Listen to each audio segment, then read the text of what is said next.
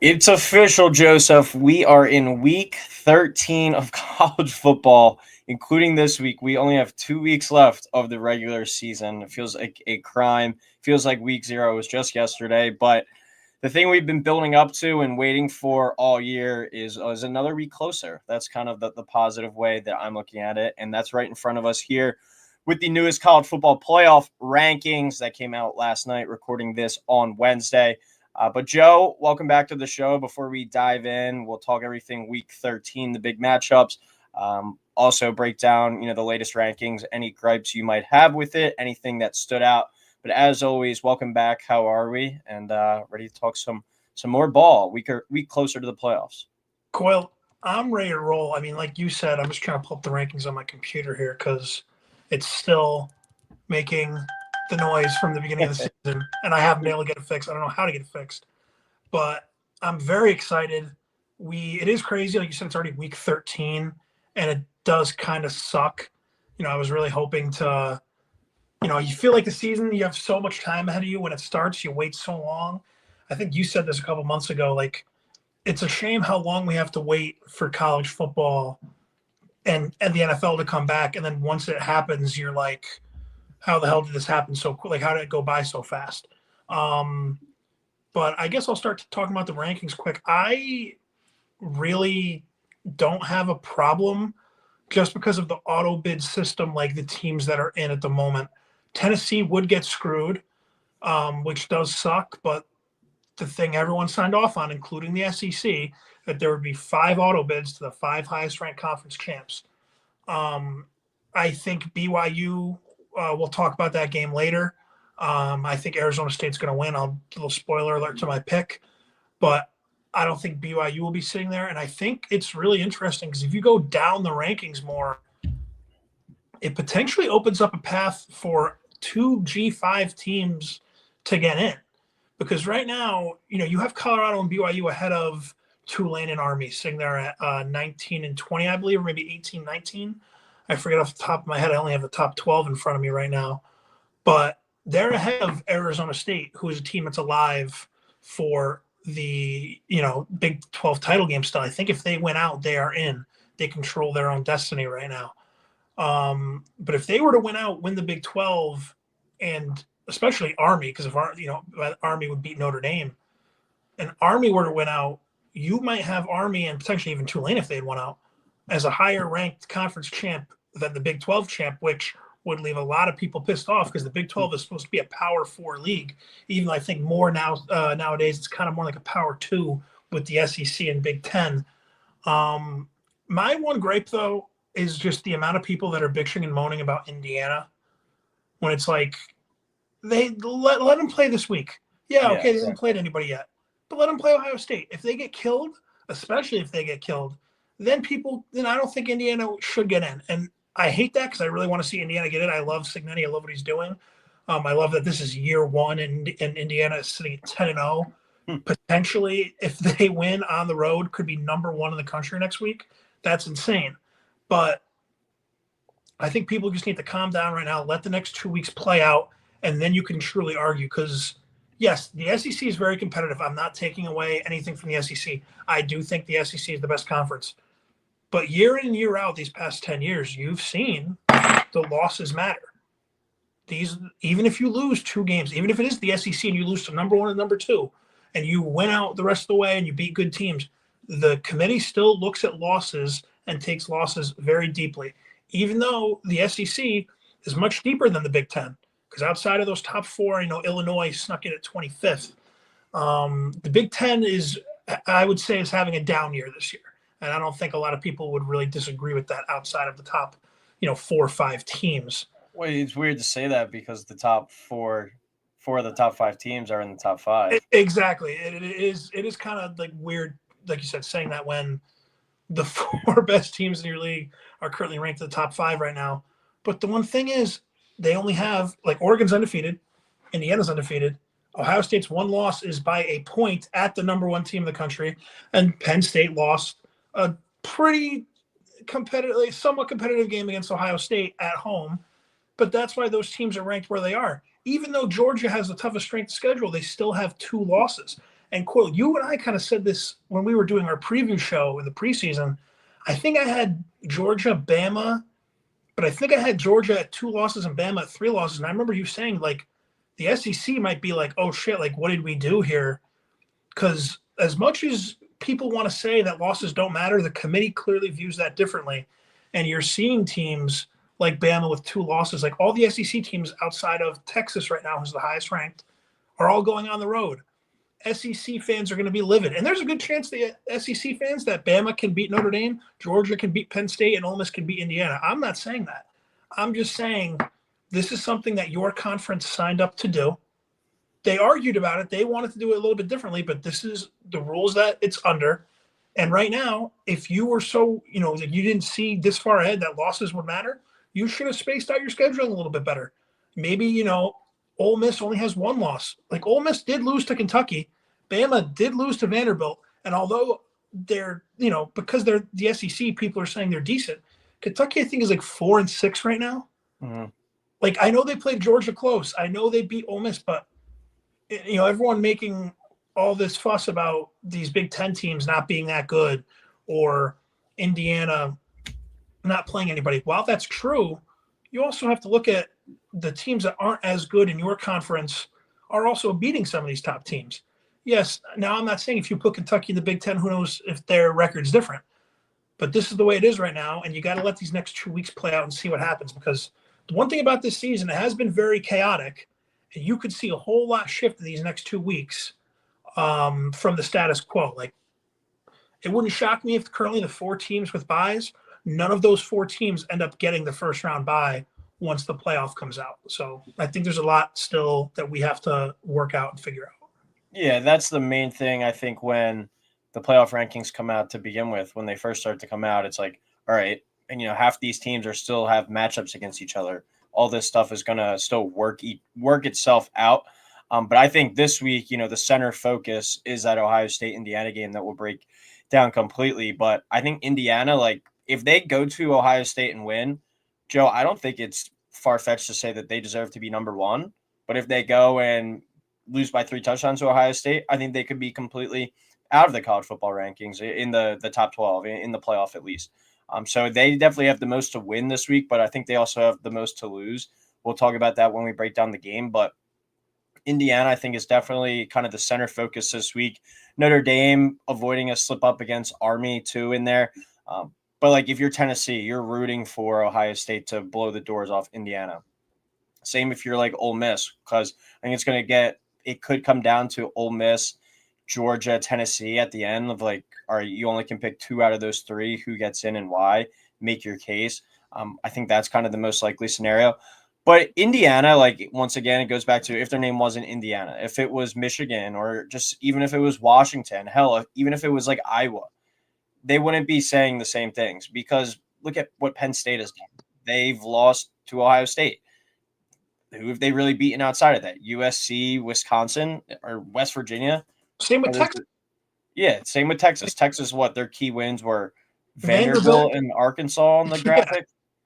And they got absolutely manhandled by Georgia. And Michigan, at the time looked like an impressive win, but I think we all thought Michigan was probably going to be like a 7-5, 8-4. Now it's looking like they're going to be a 5-7, 6-6 type team. So it's definitely the helmet factor, the logo on the side of the helmet, I think, is playing the biggest role in kind of the bashing of Indiana this week. But like you said it best, let them go out there and play this week. Let them go out there and kind of figure it out themselves. You'll be able to see if they're a competitive team that deserves to be in and they've beat up on teams just because they're playing inferior opponents, or if they're actually a good squad that is able to kind of hang with these tough teams. If that game comes down to a touchdown or a field goal type of game in Columbus against Ohio State, who I think is actually like the favorite on the market, like against, if they were to play any of these teams at a neutral site right now, I think Ohio State would be favored in the game. If Indiana can go and just hold their own there, and as long as they win next week against Purdue, I believe it is. Yeah, they should be in there at 11-1 in my opinion. But they're really the center talk of this, and I think that's the beauty of this, that we wouldn't have even been having this discussion before. Because I think it would be interesting if Indiana, if this was a 4-team playoff, if they would be kind of in the conversation. I know here they are ranked at 5. but like, would they really be talking about keeping more than, or just putting one SEC team in there potentially and having 3 Big Ten teams or whatever? So anything else really on the playoffs? I mean, it's interesting to see Boise in there at the 4 getting a bye. I think that's just kind of an indictment on the Big 12 because even though it considers itself to be a power conference, it really has been disappointing. Oklahoma State, which was supposed to be one of its big dogs, is terrible. Kansas State now has, I think, 3 losses. Iowa State's fallen off a little bit. A lot of these teams with 2 losses, I know it's a power conference, but it does kind of show like some of these teams aren't that great. I think Colorado was the best team in that conference. And if you had told me that after the Nebraska game, that Colorado was going to be the best team in the Big 12, I would definitely be concerned for the Big 12 this year. And, everything over a couple of years will look way different now because year 1 with green alignment, everything is still settling out. But I do think it does kind of show what the country, what the people up top think about the Big 12. And it's kind of tough to argue. I know BYU only has 1 loss, but they were projected to be like, didn't we say like one of the dead last teams in the conference in the preseason? Like BYU, weren't they projected? Yeah, I think they were second. I think they were second to last in the preseason odds. Yeah, and Arizona State wasn't far behind them or far in front of them. And like it's a great story. I'm not trying to take away from that, but if you look at a lot of the outside of those ranked teams, like BYU has a big win against SMU, which they're ranked 1 spot below SMU. I don't understand that. But the Kansas State win is looking a little bit worse. And then after that, you really look at who they beat since that Kansas State game. They 38-9 against Kansas State is going to be one of those that I'll like look back and I don't understand. But BYU, touchdown against Baylor, field goal win against Oklahoma State at home, touchdown win against UCF, 1-point miracle, questionable, even though I think it was a penalty against Utah. Now you lose to a Kansas team that was 3-6. Kind of similar how TCU was a couple years ago, skating by. I think if BYU was able to kind of stave off these losses and be 12-0 going into the conference title weekend, they would have been in regardless. But now, I mean, you look, all these teams, like Baylor currently is 5th place in your conference at 6-4. Like I fired Dave Aranda 4 weeks ago. Yeah, like the depth is not there, and even the teams at the top aren't really that great. With 2 losses right now, and like I was just saying about Colorado, that's a loss people are going to point at after the season. Like, look at Nebraska, who has not been that great in the Big Ten this year. They beat the potentially Big 12 champs. That just kind of shows you that the conference isn't that great. Where meanwhile, now all of a sudden the Mountain West has 2 ranked teams with, UNLV sneaking in at 24th, I believe it was.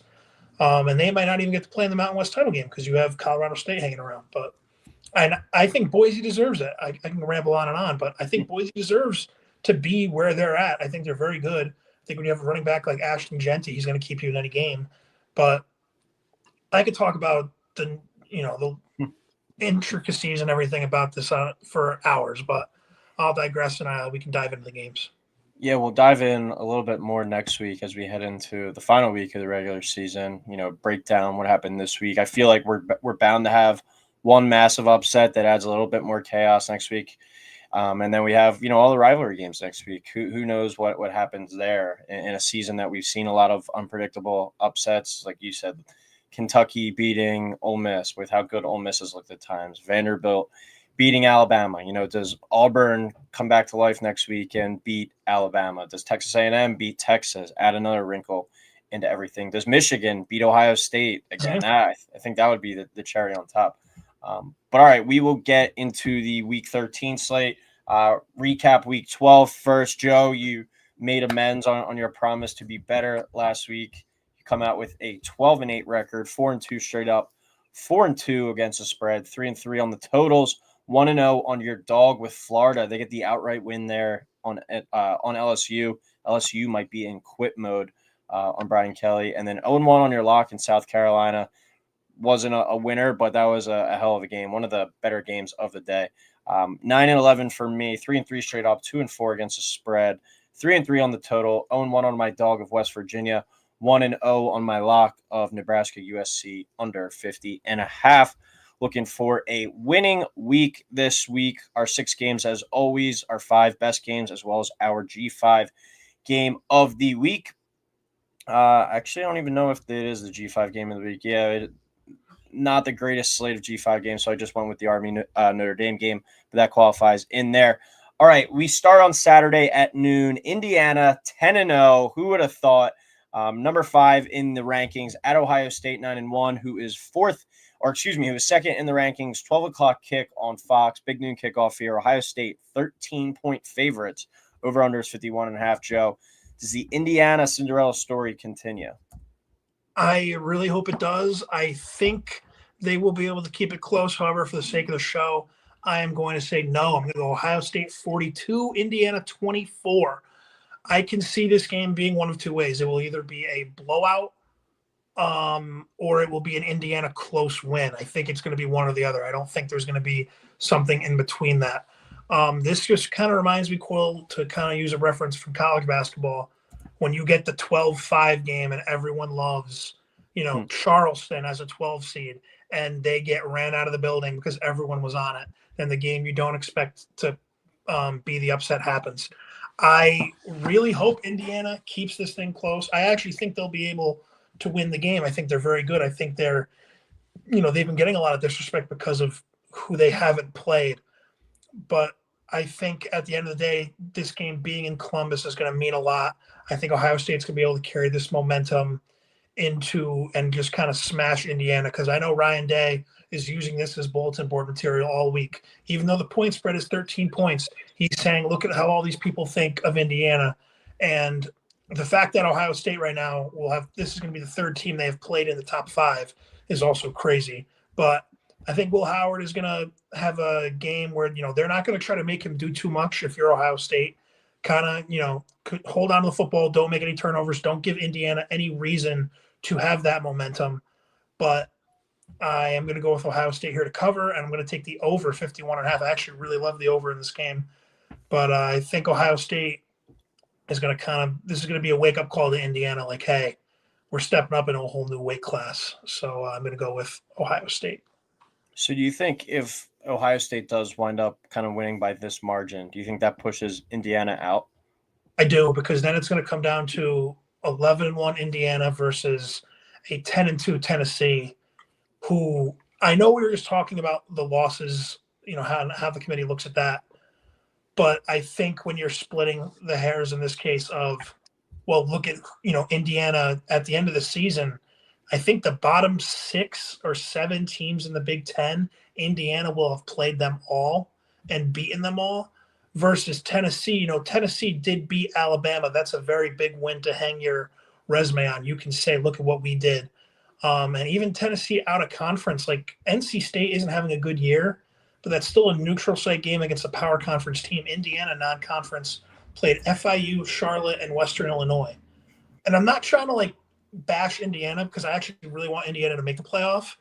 But I think in that case, the committee would go with Tennessee, and in a way that would also keep the SEC happy of hey, look, you guys got 5 teams in the playoff this year.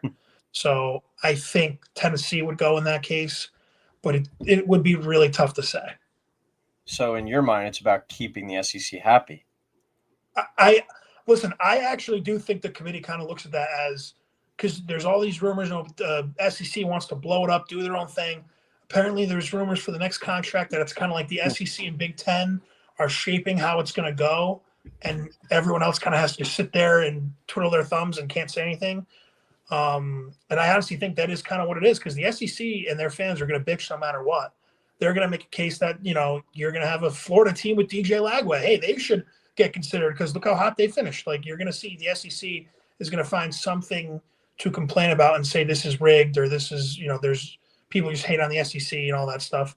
But then other people are going to say there's SEC bias if Tennessee gets in. So no one's going to be happy at the end of the day.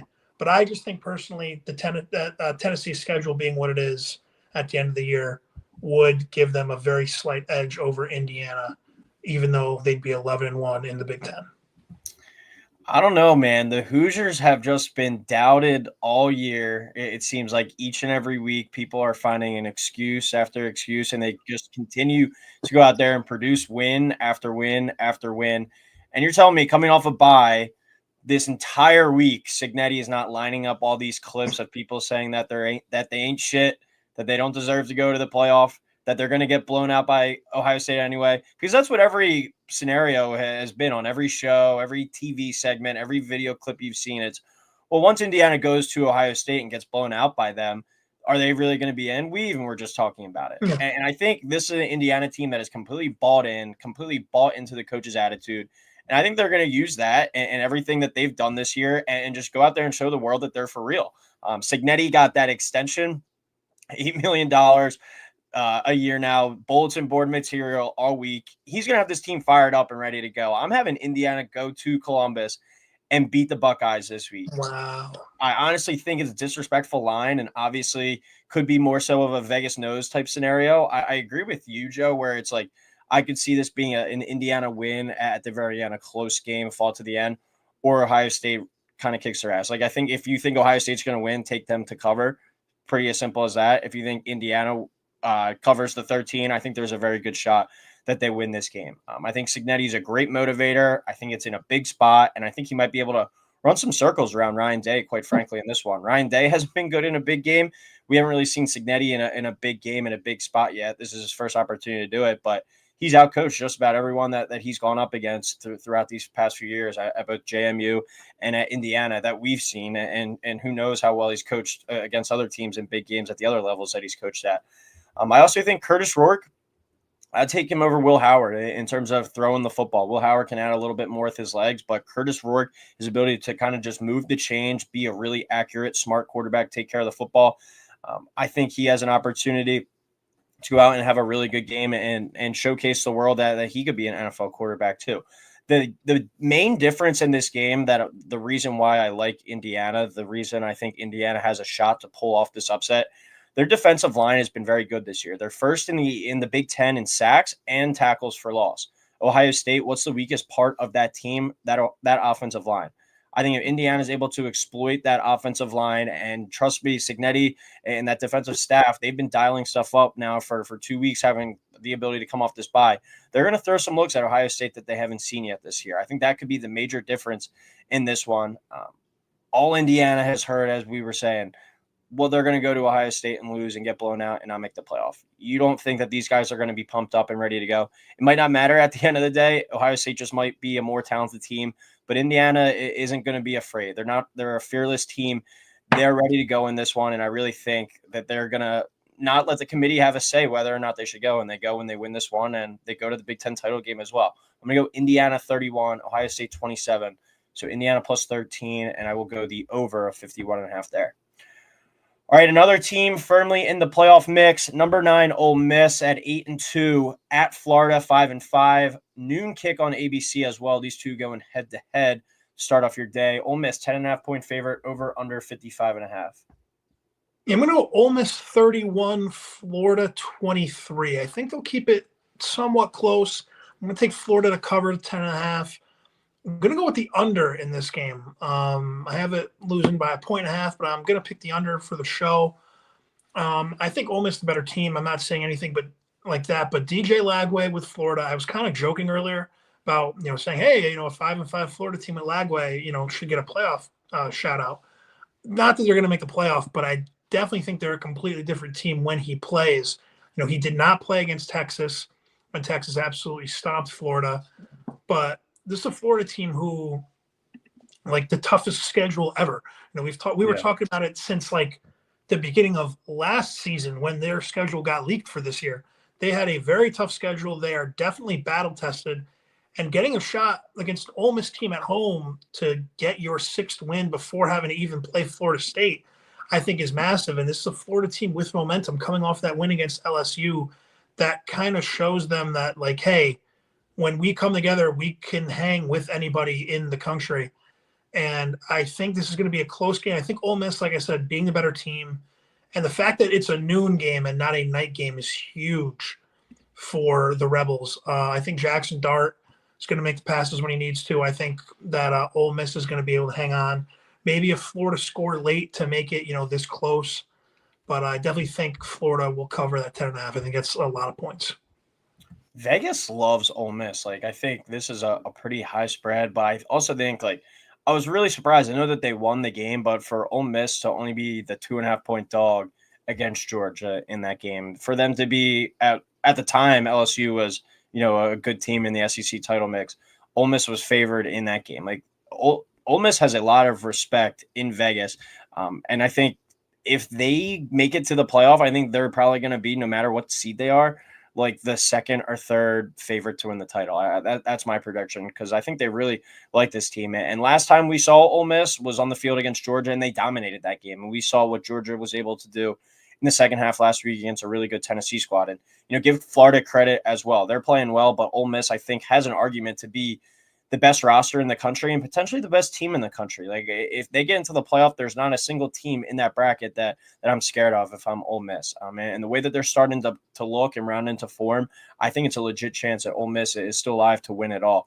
It will be a real shame if they're the team on the outside looking in come Selection Sunday. But I do think if they win these last two games, they'll go and they'll be in. But this is no cupcake. The way Florida's been playing, I think they've really rallied around Billy Napier and DJ Lagway. Joe, what did I say at the beginning of the year? Just play the kid and you at least give yourself a chance. And now he's been playing. They have a shot now to even get to bowl eligibility if they can win this game or the Florida State game next week.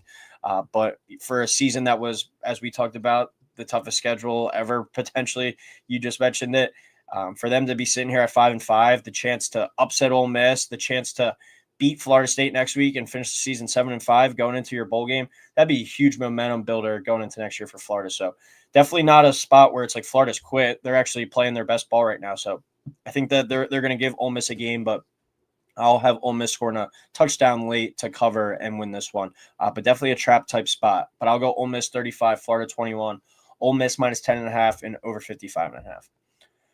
All right, we go to the Big 12 now. One of the games that I like to say, like, who would have thunk it?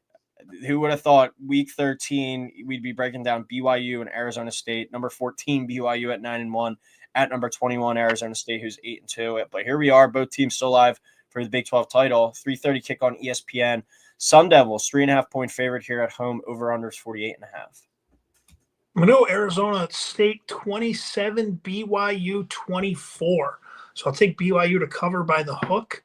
I am going to go over 48.5 here. This is the Super Bowl for Arizona State.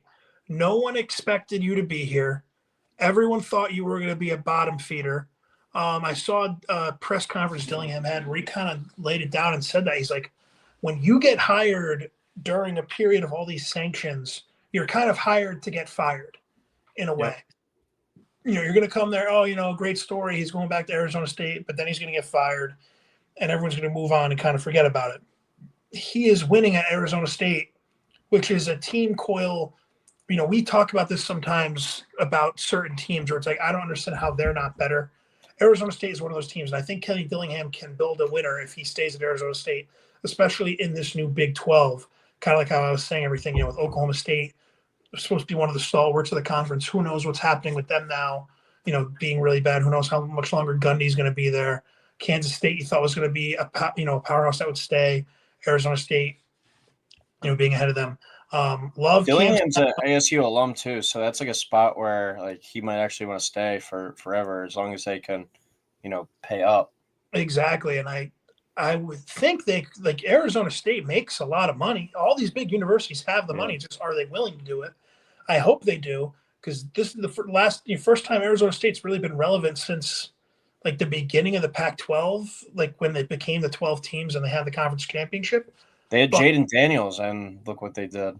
Like you say, Jaden Daniels was there for a while, like Sean Levitt, Sam Levitt, excuse me, winning out the quarterback job and kind of proving to everybody as a true freshman that it could be the future there for them. Like the future is very bright at Arizona State. And I think it's kind of, this is the moment here. You have a BYU team that's trending down, barely beating their rival Utah, losing to Kansas, who, I don't care how much better ball they're playing lately. Was 3-6 going into that game, and you got them at home. Now you have to go on the road to an Arizona State team, and the crowd is going to be insane. Atmosphere is going to be nuts. I think that's going to be the difference for Arizona State to win a close one and put themselves a game away, a rivalry game away from being in the Big 12 championship game and potentially going to the playoff. That'd be awesome. We need Cam Scatterbo in the playoff. That'd be cool. Yeah. But I'm gonna go with the bounce back spot here for BYU. I don't know if it's because I quote tweeted an Arizona State fan tweet, basically saying great story, one of the more under talked about stories. But all week on my timeline, I've just been seeing Arizona State kind of highlights and stuff and clips and all the press conferences now. And it seems like they might be getting built up a little, it's a little too inflated. I saw Levitt, the quarterback, basically said Dillingham showed the team clips of them in the being talked about positively in the media. And they were kind of I don't know why he did that. This was nobody's talked good about us all year coming into, these last kind of few weeks. And now we're getting all this praise. We didn't really like it. So a little bit of a weird kind of scenario there. It's one of those things. Are they reading the press clippings on themselves too much? Are they not going to be fully focused this week? I'll be interested to see how they bounce back kind of in that regard this week. But I do think it's also a bounce back spot for BYU. They literally last week had a few bounces that did not go their way. I don't know if you saw, Joe, but one of it was a pooch punt. Yeah, bounce off guys' legs. And yeah, that kind of was the defining play in the game there. But BYU has found ways to win all year. They've played really close games all year, and they've won them. And while I think if they do go to the playoff, we saw the FanDuel projected line that Ohio State in the matchup, according to this bracket, would be a 21-point favorite over them. I don't think that's an exaggeration at all. I think if they get matched up against in Ohio State, in Alabama, and Oregon, they're a two touchdown plus dog, but they have been able to find ways to win games in the Big 12 all year. And I don't think that just kind of goes out the window after a game last week. So I'm going to have BYU with the bounce back here, 28-24. I'll go plus 3.5 for BYU and over 48.5. Staying in the Big 12, we go to the 3:30 window on Fox. Number 16, Colorado, another one of the great stories of the year at 8-2. At Kansas, who is 4-6, but they're surging right now, playing their best football of the year.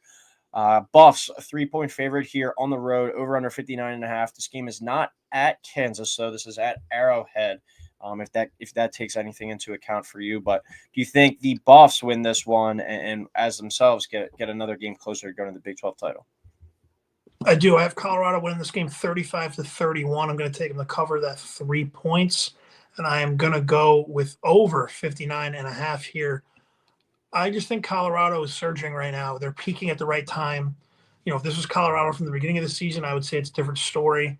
But I do think this is awesome from Colorado. They're going to be the game on Fox at 3:30.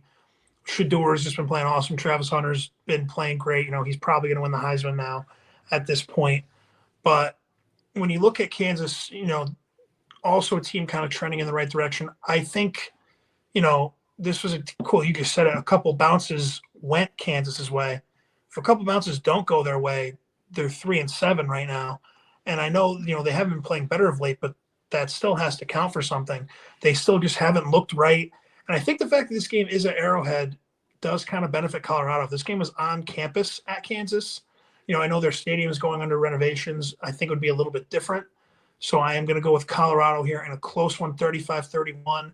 I think this game is going to be pretty high scoring. I know defensively Colorado looked pretty good against Utah, but Utah's offense is god-awful. So who knows how really much better they've been playing.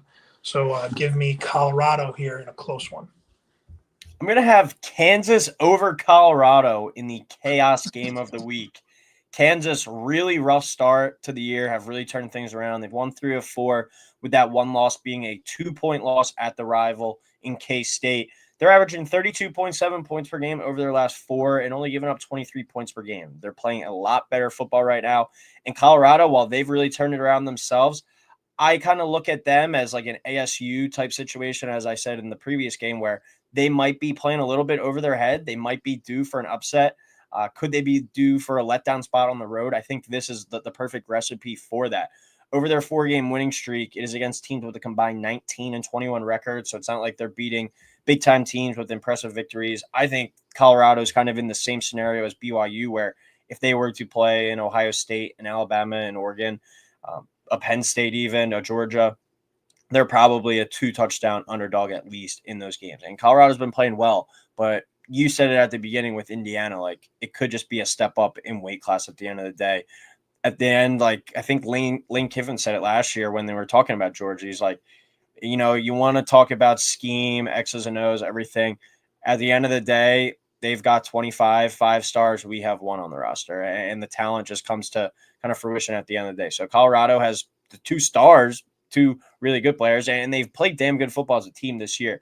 But I don't think there's some bulletproof squad, and I think they're kind of vulnerable, and they're able to slip up. I don't think they're a squad that can't fall to a team like Kansas that's been playing really well as of recently. So I'm going to go with that surging Kansas team to pull off the outright upset, 27-24. So Kansas +3. And we'll go under 59.5 there.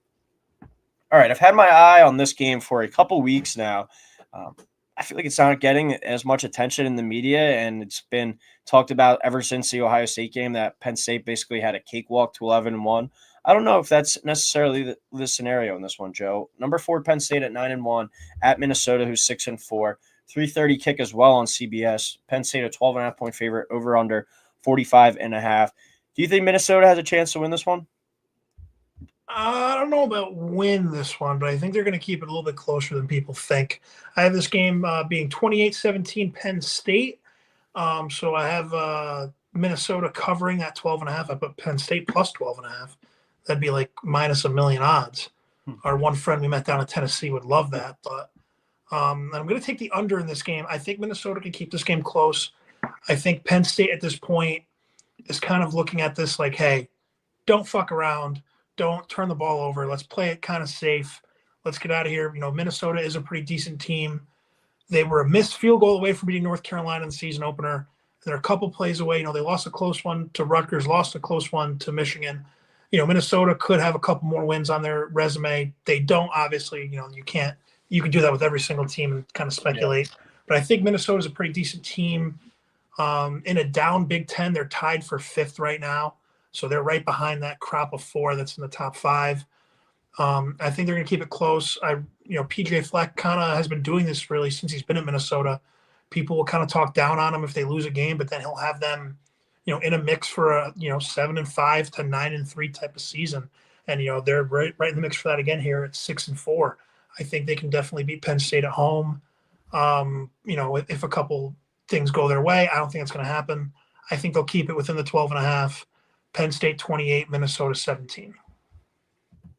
As I said at the beginning, I don't think this is a cupcake. I think Penn State's talent will kind of overwhelm Minnesota at the end. It feels like that's something that Penn State's been able to do. And some of these games that have been close throughout the first half, their talent, and they've just worn these teams down in the second half. And James Franklin, give him credit. He doesn't win the big games necessarily against the top teams, but he always takes care of business against the inferior kind of opponents. But so I don't think this is an absolute cakewalk for Penn State. I feel like we are bound to get a major upset this week. And, 2 spots that I've had highlighted as potential ones is Penn State at Minnesota and Ole Miss at Florida. Both of those teams losing, or one of those teams losing, could throw kind of a major loop into the playoffs for next week. And, it's college football. We're bound to get some chaos at some point. Minnesota brings a physically tough team to the table. As you said, they're always going to be in that kind of conversation of like a 7-5 to a 9-3, but a tough team that just has the defensive mentality. They run the ball, all the old cliches. And when you play ugly games like that, that can infuriate like a more talented team, neutralize what they do and kind of piss them off, not let them get into their full rhythm. And especially when you got to do it on the road, this will be a pretty good crowd, I suspect, for Minnesota with Penn State coming to town. I don't think it's necessarily going to be that easy. But I do say that James Franklin knows how to cover the spread and win against these inferior opponents. I think Penn State will just impose their will kind of in the second half and find a way to cover in the end. James Franklin, 23-13-1 against the spread as an away favorite. And I think Penn State also could benefit from some style points with all these SEC teams being potentially sitting there at 10-2 and complaining, why aren't we getting in? Look at other teams, blah, blah, blah. Penn State's strength of schedule, strength of record, whatever you want to call it. Penn State could use some style points and go in and beat up on a pretty decent Minnesota team. So look for James Franklin and the Nittany Lions to keep, pedal to the metal in this one. But I do think Minnesota makes it interesting in the first half. I will go Penn State 31, Minnesota 14, though. Penn State minus 12.5, and the under of 45.5 just hitting there.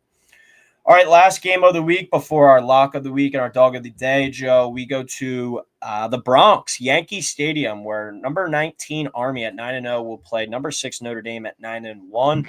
7 o'clock kick on Peacock. Notre Dame 14-point favorite, over under 44.5. Does Army have the chance to upset Notre Dame and kick them out of the playoff? They definitely have a chance to do it. I don't think they will. I think Notre Dame is going to win this game somewhat comfortably. I think Army's going to cover. I have Notre Dame winning 35-24. I have the over 44.5 there. I think Notre Dame, having played Navy, having experience already with the triple option, which, they deal with every year with Navy, but, being able to have it in the same year is big because you kind of know what Army is going to throw at you. I really wish this game was on campus. I think it's cool that it's a neutral site, but I really wish this game was on campus for Notre Dame. I think it'd be a really awesome environment. I think it's going to be cool, being at Yankee Stadium, having a game there. Hopefully there's some Army fans. I think actually the neutral field really benefits Army because you're probably going to get a lot of neutral fans that are going to root for the upset here. I just think Notre Dame at the end of the day is more talented. I love Bryson Daly and Army, and I love what they've been doing all year. I think actually Riley Leonard will do really well in Army's offense. But I just think at the end of the day, if you go position by position, especially defensively, Notre Dame is the much better team on paper. But they were the much better team on paper against Northern Illinois. So who the hell knows what's going to happen? I think Army is going to keep it within the 2 touchdowns. But I can kind of see it more so being like Army scores late, kind of a little bit of a backdoor cover. Notre Dame never really sweats this one out. And Notre Dame puts themselves one step closer to getting in, which, listen, I'm a Notre Dame fan. I want us to make the playoff, but I still can't get over the fact that we lost to Northern Illinois. I know we've been way better since then, but it's insane to me that you could potentially have the team that won the national championship also losing to a Northern Illinois team that lost again last night, by the way, and might end up going like 6-6, which is just crazy. Yeah, since that Northern Illinois game, though, Notre Dame has been on a roll. They're riding an 8-game winning streak and outscoring their opponents 343-85. I think they're trying to leave that image and that lasting kind of memory in the committee's mind of leaving no doubt that they're one of the best 12 teams in the country, because you put that Northern Illinois game in there, that can certainly harm the resume, certainly has harmed the resume, and leave like a scar in the committee's eyes and the mind. But if you're going out there and you're rolling teams each and every week, as I said, 343-85 over this 8-game winning streak, it's kind of hard to get that recent domination, I think, out of your sight and just solely focus on that Northern Illinois game, which was September 7th, I believe. So I think it's one of these games as well where Notre Dame has to leave no doubt in the committee's mind. They have to go out there and take care of business and prove that they are one of the 12 best teams in the nation. They continue to dominate, and they do it with ease. Army, tough test. You kind of said everything in there. It's a tough offense to prepare for, but they did it against Navy, and they absolutely dominated them. I know there's a little bit different wrinkles in each of these offenses, but I think Notre Dame has the defensive players, and it seems like the system as well to get prepared to stop this Army offense. Marcus Freeman is the best against the spread coach in the country since taking over at Notre Dame in 2022. He's a 23-11-2 record covering the spread in 67.7% of his games. I think the Irish win. They cover yet again, and as I said earlier, their goal is to make the committee just remember these wins and these dominant wins. Leave that Northern Illinois loss out.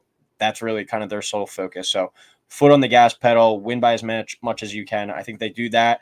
Then they just need to get by USC, and they should find themselves in the field. I'll go Notre Dame 31, Army 14. So Notre Dame minus 14 over 44.5. All right, final 2 picks of the week, the dog of the day and the lock of the week. Gross dog of the day for me this week. My Big 12 champion at the beginning of the year, winless in the Big 12 as they go into their 8th game of the season. I believe they are 0-7 in Big 12 play. but I'm taking the Oklahoma State Cowboys plus 3.5 one last time against Texas Tech at home. I think there's too much talent on the squad to go out winless. You have an opportunity at home here against a Texas Tech team that's been up and down. See what version of Texas Tech you get. But Oklahoma State, kind of a last-ditch effort, not saving your season in any realm, but go out on top and get a win here against Texas Tech. Plus 3.5 at home. I think they win it outright. One with the Big 12 dog last week. Didn't hit. We're going back to the well this week, though. Yeah, Coyle. I mean, I don't have the prettiest pick either. I'm going with UCLA plus 5 at home against USC in the battle for Los Angeles. The game is in the Rose Bowl. UCLA, the home team. I think they'll be able to cover the 5 points because USC hasn't exactly been that great this year either. You know, UCLA 4-6 on the season, fighting for a bowl game. They end their year with Fresno State. So, you know, you win this game, you stay alive for that. But other than that, I haven't really watched a whole lot of UCLA. They've been pretty disappointing this year, as is USC. But I think in a rivalry game, you're a home dog. I'm going to take you. I like the plus 5 there for UCLA. All right. And our lock of the week. The board, I wasn't really in love with it this week. There were some of the matchups that we talked about, like, you know, I like Indiana pull the upset. I like Kansas pull the upset. I actually like a lot of the dogs this week, but there wasn't a spread that I really kind of locked eyes on or an over-under. So I went with a 3-leg money line parlay. It goes out at minus 120. It's a non-chaos parlay for the College Football Playoff Committee. It's Bama to beat Oklahoma, Notre Dame to beat Army, and SMU to beat Virginia. Those three on the money line parlay together, minus 120. I think SMU's a 9.5-point favorite, but Bama and Notre Dame are both double-digit favorites. Just need those teams to win outright, not cover the spread. Keep it simple there, and it kind of removes some chaos potentially from the college football playoff. If one of those teams loses, the college football playoff kind of turned upside down on its head, and we got some new things to talk about. So that's my lock of the week. Alabama, Notre Dame, SMU money line pays out at minus 120. My lock of the week, it's going to be a Friday night game. I'm going with Sparty, minus 13.5 against Purdue. Purdue is just begging for the season to be over. Yeah. I think that's just a team that is done. You had the highlight last weekend of the Purdue wide receiver against Penn State in the corner of the end zone. He didn't realize he was out of bounds because they painted the outside of the end zone black as well. So he set his feet up outside of the end zone and caught it and looked down. And that's just something that encapsulates Purdue's season perfectly. I think they're done. I think they've just been embarrassed so many times. You're going Friday night once again on national TV. I think Michigan State is going to win that game. I think they're going to at least win by the 13.5. I think they're going to win pretty big as well. So I'm going to go with Sparty as my lock of the week. But one last thing, Coyle, I want to mention, and you said it with Bama, and we were kind of talking about it at the beginning of the show before the games broke down. Some big spreads to potentially keep an eye on if you're looking for a dog to cover. Kentucky plus 21 against Texas. Texas having A&M next week. Kind of a look-ahead spot. You have, senior night against Kentucky. A little emotional. I'm not saying, they don't win, but maybe they only win by 17. Maybe Kentucky covers that. Oklahoma plus 13.5. I think Bama's going to win. I really do like that lock of the week, Coyle. But 13.5 is a decent amount of points for an Oklahoma team that is at home that is kind of begging for any sort of big win. So that's a spread to keep an eye on. And last but not least, Auburn plus 2.5 at home against A&M. I think that's going to be a dogfight. Same kind of thing with Texas. You have your biggest rival who you haven't played since the Big 12 days coming to town. I think that's something to keep an eye on. So those three spreads are something to keep an eye on as well. I'm not going to put them in as any pick, but games I'll probably be betting in real life. So. Yeah, I saw it was like a reporter asked Elko at A&M. He was like, how are you keeping the team focused on Auburn this week with Texas next week? And he goes, our focus is solely on Texas. I mean Auburn. So even the coaching staff is kind of looking ahead to next week. And that's a Vegas knows type spread right there. And Auburn, like as bad as some of their losses have been, they've played like good. They're a team that could be at least bowl eligible right now. And they've basically just given the ball to the other team in like the final minutes of the fourth quarter and have lost some of these games. So Auburn's a team that I would buy stock in still right now like for next year and going forward. I think with the recruiting that they're doing and just getting players there, like just getting the roster to SEC competence, that could be a good buy low spot for a program potentially going forward. But that'll do it for week 13, Joe. Next week, the last week of the regular season. It's hard to believe that it's already here, but next week we'll probably ramp it up a little bit, do 9 to 10 games, basically anything playoff worthy, title race worthy, rivalry worthy, any of the big boys that need to be touched on. We will get to next week. But as always, everyone, thank you for tuning in. Please like, subscribe, and we'll talk next week.